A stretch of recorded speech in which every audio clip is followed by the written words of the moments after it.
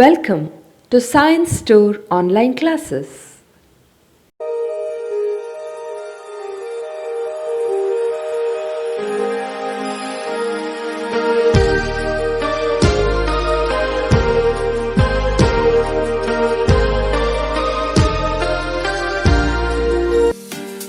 Don't forget to like our video and subscribe our YouTube channel for all the updates. Students, welcome back to biology online classes. We'll start with the topic under ecology, organisms and populations. Very important topic for CET and NEET as per considers. As far as NEET and CET considered, very important topic. There are two chapters: organisms and populations and biodiversity and conservation, according to the revised syllabus, new syllabus, for syllabus which is prescribed for this year, pandemic, that is organisms and population and biodiversity and conservation, according to the CBSE board. So if there are any additions, then those topics we can cover later, like ecosystem and environmental issues. So organisms and populations, you can expect a maximum number of questions for CET or NEET, very important topic. Okay, so take out the worksheet number 1, and let's discuss good amount of questions, around 60 good questions to discuss. So this is the chapter 13 of second PUC biology, organisms and populations. Okay, so one, autecology is the A, relation of a population to its environment; B, relation of an individual to its environment; C, relation of a community to its environment; D, relation of a biome to its environment. What do you mean by autecology? It is a relation of an individual to its environment, that is called as autecology. Any kind of relation of an individual to its environment. Individual is a biotic factor, component, living being, and the surrounding environment, non-living components, they interact. Individual and environment, it is autecology. Relation of a community to its environment. If it is community and environment, what do you call? Community means a group of population having more than one or two species, two, three species are there. Okay, when you call population, when you use the term population, there is a one kind of species which are occupying a given geographical area in a given interval of time, that is called as a population. But when you talk about communities, different populations means there are different populations of different species, maybe 3 or 2 or more than 2 species, they are interacting in a particular geographical area in a given interval of time, that is called as a community. So when this community interacts with the environment, then there is one more term used, that is called as synecology. It's called as synecology.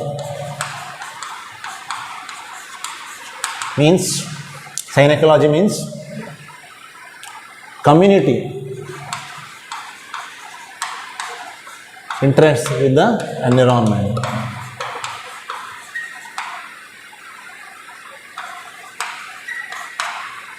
That is synecology. Autecology means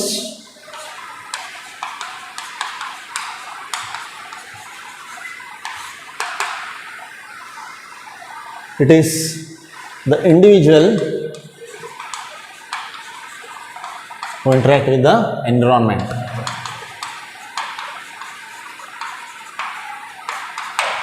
Followed? So mark it as an important question. Let's move to question number 2. Ecotone is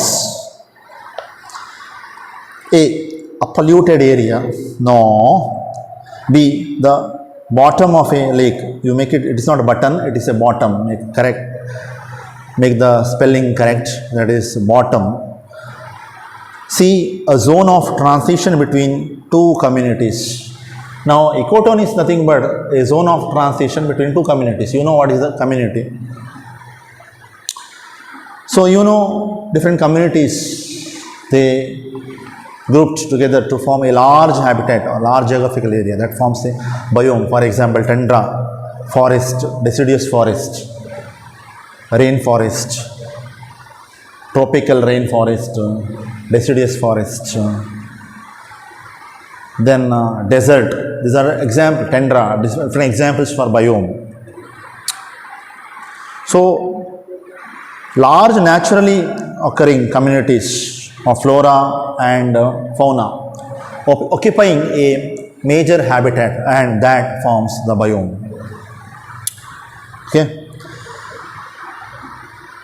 Now, when you talk about the ecotone, a zone of transition between two communities where two communities they are meet and integrate. The two communities meet and integrate. So it may be narrow or may be wide. Okay, that means the zone between, you take a field and a forest. Field and a forest. Field is narrow, forest is wide. So there is a communication, integration between the field and the forest. So two communities are there, field and forest.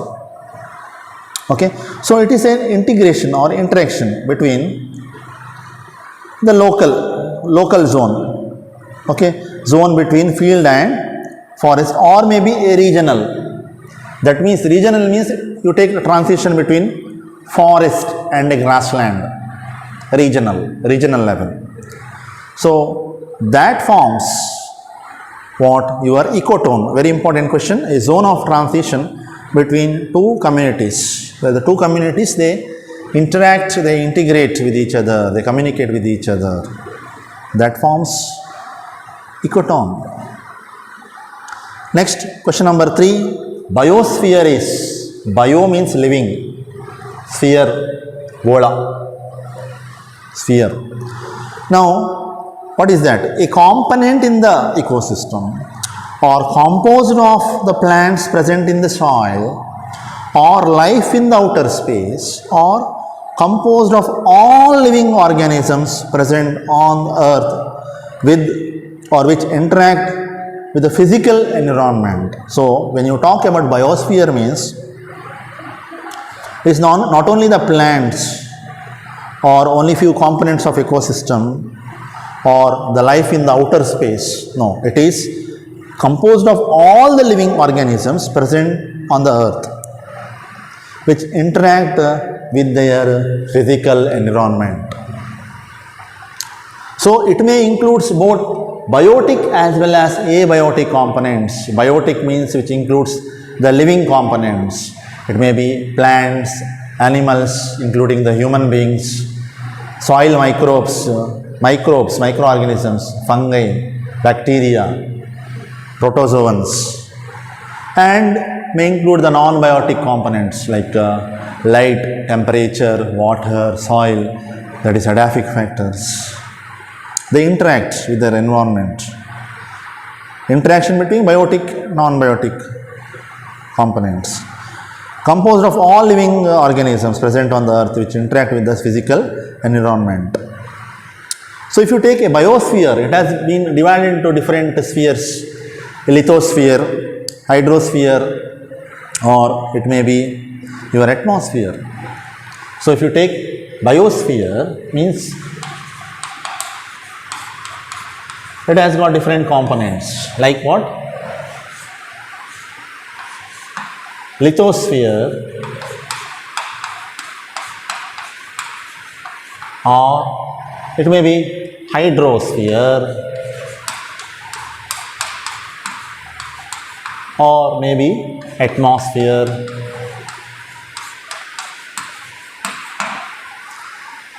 So what do you mean by lithosphere Huh? The zone which covers the land, the zone which covers the land, that is called as the lithosphere. What do you mean by hydrosphere? Hydro means water, the zone which covers the water. Then students, what do you mean by atmosphere? The zone other than land and water, your surrounding. So other than land and water, other than land and water. So you can call as the surrounding. That is atmosphere. So this is the biosphere. So what is the biosphere? It includes interaction of biotic components with the surrounding environment. Option D. Let's move to question number 4. Ecological niche is A. The surface area of the ocean. B. An ecologically adapted zone. C. The physical position and functional role of a species within the community. D. Formed of all plants and animals living at the bottom of a lake. Yes. So the physical position and functional role of a species within the community, that is called as niche. For example, physical position, okay, of a species. You take a tree species, and what is its functional role to be played in the community? For example, forest. There is a tree in the forest. So what is the role of that tree to be followed in a forest? It may support the other biotic components. It may support the large amount of insects or birds population. Okay. So what is its role in the particular community? Okay. So it may help for fixing of the soil and give habitat for the soil microbes, which increases the fertility of the soil. So trees are very important to give us rain, isn't it? As a source of food. So what is the role, physical role, what is the physical location of that particular organism, and what role in its community that forms a niche, the habitat, the place where the organism live, that is its niche. So the right option is the option C. Let's move to question number 5. According to Allen's rule, the mammals from colder climates have A. Shorter ears and longer limbs. B. Longer ears and shorter limbs. C. Longer ears and longer limbs. D. Shorter ears and shorter limbs. Now, according to Allen's rule, see, the mammals from colder climates where the atmosphere is very cold, they have shorter ears and shorter limbs. That is the Allen's rule. Right option is the option 4. Okay. So Joseph Allen, he has given the rule in the year 1877. Joseph Allen has given this Allen's rule in the year 1877. So why the mammals which are living in the colder climates should have shorter ears and shorter limbs? Why? You have heard, you have learned in the theory class about the surface area volume ratio. Surface area to volume ratio you have studied. See, if the surface area, it is more and the volume is less, or if the surface area is less and the volume is more, see the effect. 4 is greater than 0.25. So, large amount of heat, energy in the form of heat is lost through the body if the surface area volume ratio is greater. Surface area should be less than the less amount of ratio, that is surface area volume ratio will be less. That means smaller animals, the mammals, if their surface area is less compared to the volume, then they tend to lose the body heat less, okay, so that they can preserve their energy because they are living in colder environments. So they may not get sufficient food sometimes, so they have to decrease their metabolic, they need to slow down their metabolic rate in the colder regions. So in order to prevent the loss of heat, minimize the loss of heat, those mammals which are living in the colder climates, mammals, they are having shorter limbs and shorter ears to reduce the surface area so that they can prevent the loss of body heat when there is cold. So when there is cold region, they require more body heat. To generate more body heat, they need to eat more. No, if their condition is adverse, then there will be scarcity of the food also in the climatic conditions, cold climate conditions. So for that reason, they have shorter limbs and ears. Let's move to question number 6. Salt concentration, that is called as salinity of the sea, measured in parts per thousand, is how much? Parts per thousand is how much salinity is present in the sea. It is option D, 30 to 35. In sea, it is 30 to 35, right? In sea it is 30 to 35, but if you take in percentage, it becomes 3% to 3.5%. 3% to 3.5%. That means if you take in grams, it is 30 to 35 grams per liter, per 1 liter, simply liter. So 30 to 35 grams per liter, that is the amount of salt present in 1 liter. 30 to 35 grams in percentage is 3 to 3.5%. Or if you take 30 to 35 parts per thousand, okay, if you grams, if you take 30 to 35 grams per liter. So that is in sea. But what about in inland waters? It is less than 5. It is less than 5 in inland waters. In inland waters. Less than 5 in inland waters.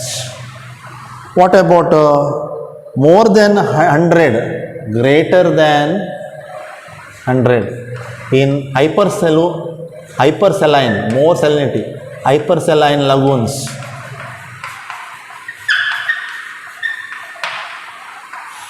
The region where a salt water body, it is separated from the main body by salt or a reef, coral reef. It's called as a lagoon. Okay, so the right option is the option D. Let's move to question number 7, students. Formation of tropical forest needs mean annual temperature and mean annual precipitation as. Now there are different kinds of biomes are formed, like desert, tundra, rainforest, etc., which is given page number 220 of your NCERT. There is a chart given. So they have given the mean annual precipitation in terms of say centimeters, along the x-axis, and they are given a mean annual temperature respect to degree Celsius along the y-axis. Okay, and you see the different biomes which are formed, okay, with respect to the precipitation as well as the rainfall or snow, okay, precipitation or the rainfall or the snow. Now, see here, if it is for tropical forest, the range of temperature should be around 18 to 25 degrees Celsius and the precipitation should be 150 to 400 centimeters. So, the option A is the right option. Option A is the right option. So, if the temperature range is 5 to 20 degrees Celsius, okay, then rain or precipitation is around say 10 to 50 centimeters. It forms the desert. Suppose if it is the grassland, then the temperature range is 0 to 25 degrees Celsius and the rain or the precipitation is 25 to 100 centimeter. Suppose it is a temperate forest, then the temperature range goes, you have to see that the graph, it's 10 to 22 degrees Celsius and the rain may or precipitation may 60 to 220 centimeters. Suppose if it is a coniferous forest, then the temperature may be minus 1 to 13 degree Celsius. Suppose if it is considering with respect to rain or precipitation in coniferous forest, it is 50 to 250 centimeters. Arctic and alpine tundra, if you take, the temperature is minus 11 to 1 degree Celsius, whereas the rain or precipitation may include around 10 to 100 centimeters. But if you take the tropical forest, the range is around 18 to 25 degrees Celsius and the rain is around 150 to 400 centimeters. So, the right option for question number 7 is A. Let's move to question number 8. Which of the following forest plants controls the light conditions at the ground? Which forest plant controls the light condition at the ground? A. Lianas and climbers. B. Shrubs. C. Tall trees. D. Herbs. The answer is tall trees. C. Why and how? Now if you take the tall tree, they have the crown. Okay. So the top surface, the branches, they have covering of foliage. They have canopy, correct? They have dense foliage which can capture the sunlight, okay, and controls the light conditions. How it controls the light conditions? It controls the light intensity. It controls the quality of the light. It controls the duration of the light which is needed for the other plants in the vicinity to survive. So, tall trees is the right answer. Now, what do you mean by lianas and climbers? Lianas means they are the long stem woody vine. What are lianas? Long stemmed woody vine. A tree which is rooted in the soil at the ground level uses trees as well as other means of vertical support to climb, okay, up to canopy to get the light. Those are the climbers. So they are lianas are nothing but the long stemmed woody vine, a tree which is rooted in the soil at the ground level, and they have climbers, okay, which uses the other trees for their support so that they can climb at a distance to reach the canopy in order to receive the sunlight. Let's move to question number 9. What will happen to a well-growing herbaceous plant in the forest If it is transplanted outside the forest in a park, well growing herbaceous plant is there, herb, smaller plant in the forest. If it is transplanted outside the forest, you take it from the forest and you plant in a park, what will happen? A, it will grow normally? No, it will not. It will grow well because it is planted in the same locality? No. It may not survive because of change in its microclimate. That is the right answer.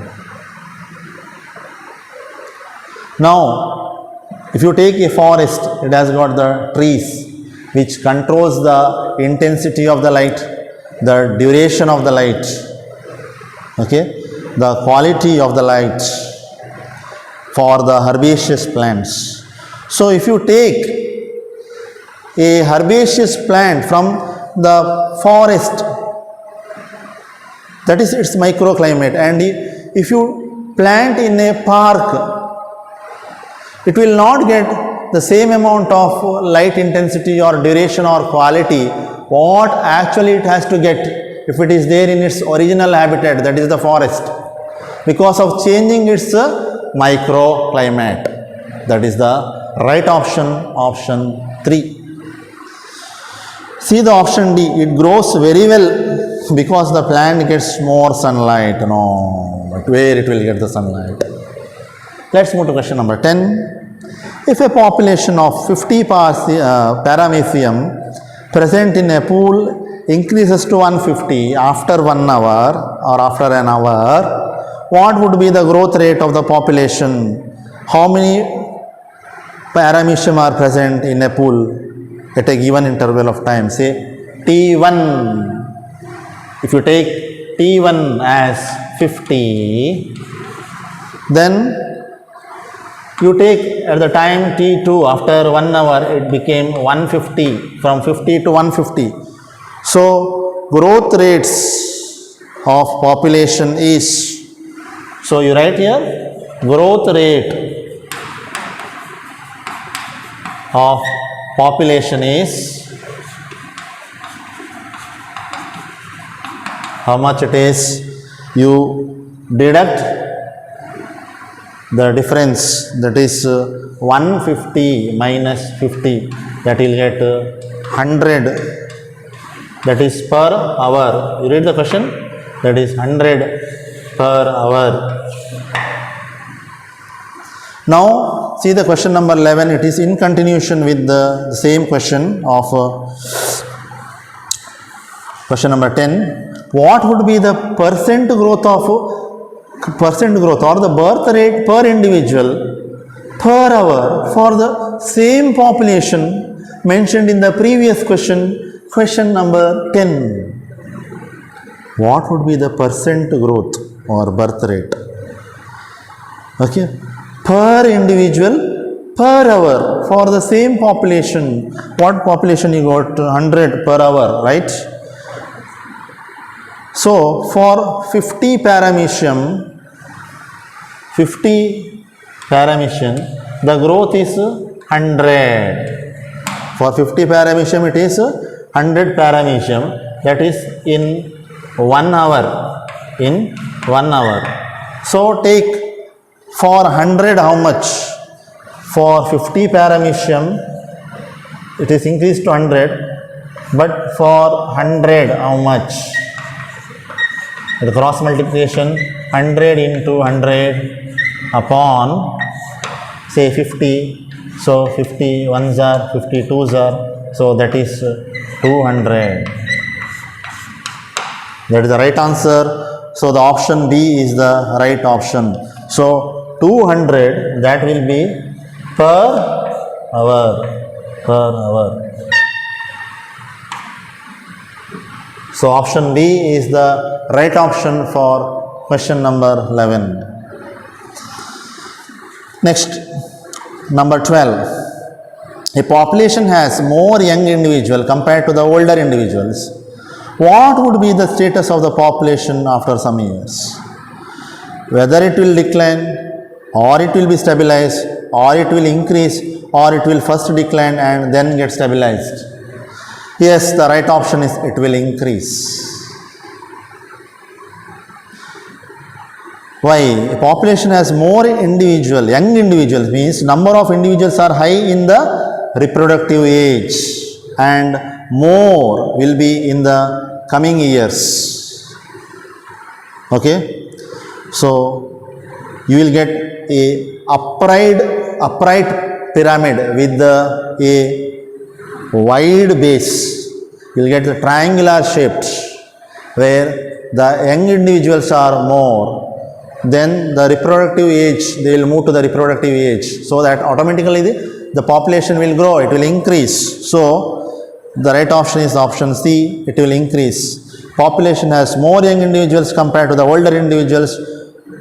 State of the population that it will definitely increase. Let's move to question number 13. What parameters are used for tiger census in our country's national parks and sanctuaries? So if you take the tiger census to count the population of a tiger, that is the tiger census, it is done every year in India, that is the tiger census. How it can be done? It can be done, okay, by looking into the pug marks, by counting the pug marks. What is the pug marks means? Pug marks means padadachu, the impression of the foot. It may be of different size for different animals, the different size of your tiger, and also the fecal pellets.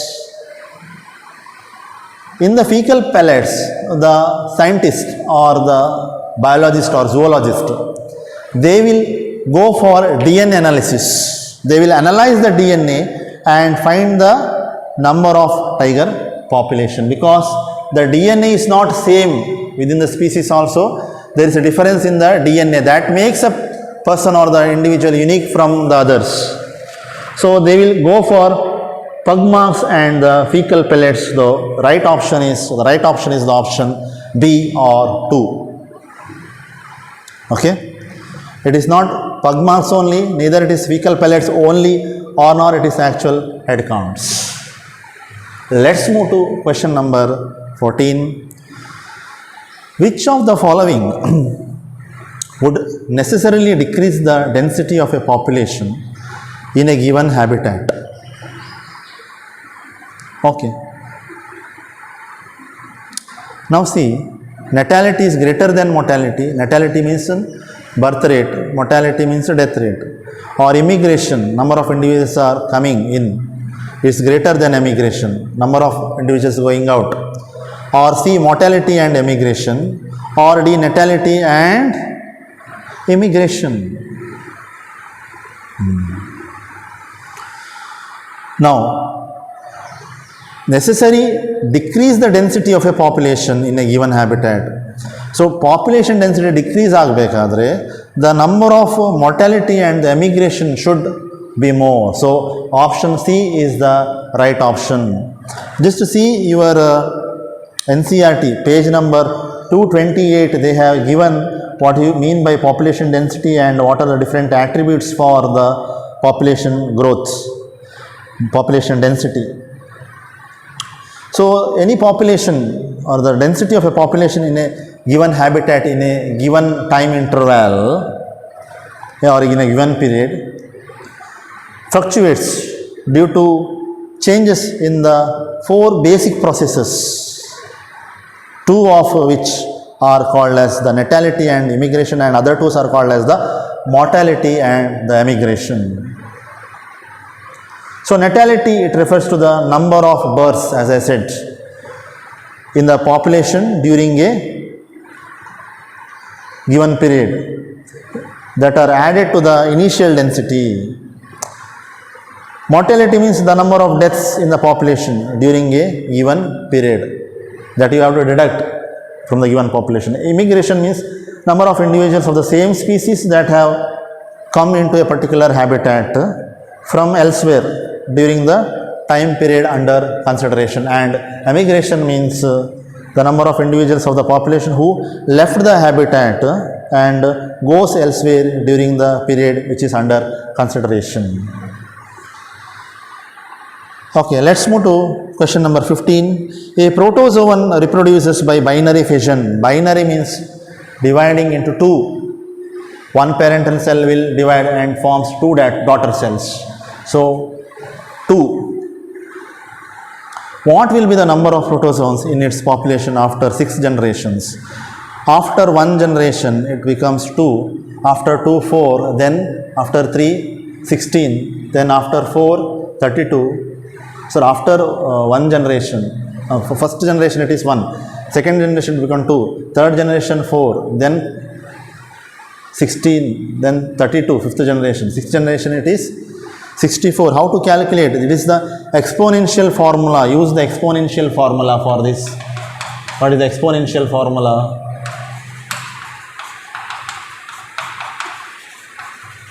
How you apply the exponential formula? Sixth generation means you take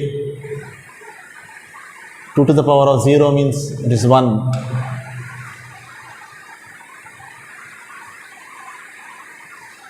Two to the power, it should be 6, isn't it? Sorry, 2 to the power 5. So 2 into 2 into 2 into 2 into 2 into 2. So 6 generations, not 5. So 2 2s are 4, 2s are 8, 2s are 16, 2s are 32, 2s are 64. So if you calculate for the 6 generations, so the exponential formula, that 2 to the power of 6, okay, that is 64. So the right option is the option C. A protozoan reproduces by binary fission. What will be the number of protozoans in its population after 6 generations? After 1 generation it will be 2, after 6 generation it is 64.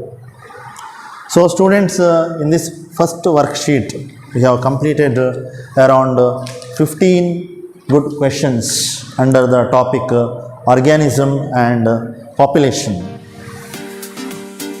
Don't forget to like our video and subscribe our YouTube channel for all the updates.